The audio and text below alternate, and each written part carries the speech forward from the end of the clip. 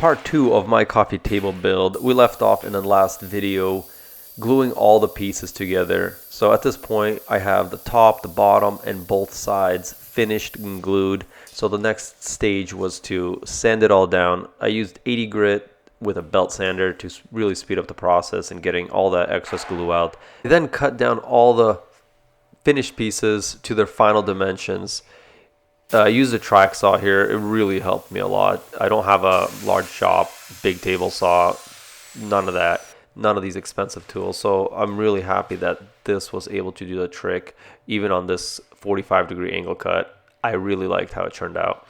So it was really easy to do, straight, even cuts, loved it.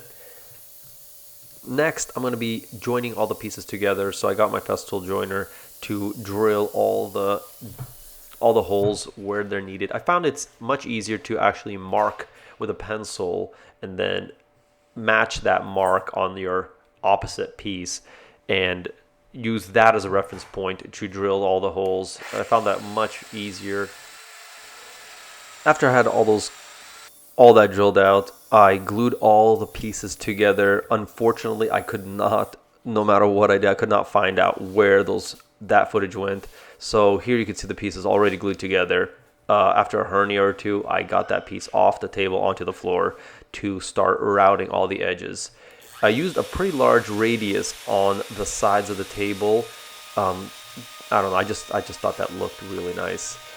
Here you can see I got a mouthful of wood shavings and wood dust, which is probably not good for you. Only to realize that Festool does come with a vacuum attachment, which I didn't realize at first. After I got it on, boy did it make a difference. What a difference. That's all the dust right there that you can see is coming off that the vacuum isn't catching. Anyways, I wish I had seen that initially. Although I did think about leaving the edges on the sides of the coffee table the way they were, I decided to go with a really small radius just so my kids are not hitting their heads on the coffee table and just, cutting their heads open. So as soon as I finished all the routing, back to sanding. I used a belt sander to remove all the marks left behind from the saw, from my pencil marks. Used an 80 grit here, got that removed, and then went back through with an orbital sander with 120 grit sandpaper to remove any marks or imperfections left behind by my tools or by the sander itself. After finishing sanding with the orbital sander, I went through by hand and sanded out all the routed edges on the coffee table. I was just scared that if I used that orbital sander, I'd be removing a little too much material too quickly. Here is the foot or the stand of the coffee table that I'm putting together. I'm sanding it down.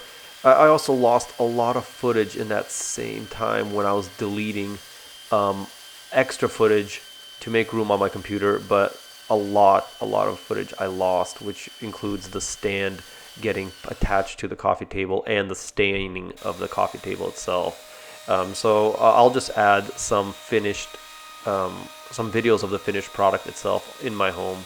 When it came time to choosing a stain for the coffee table, I decided to go with a wood floor stain. I thought if it's durable enough to hold up to foot traffic, it is good enough to go on a coffee table. I hope you enjoyed my coffee table build. I really enjoyed building it, and I love how it turned out. If you would like to see more of my projects around the house, subscribe for more.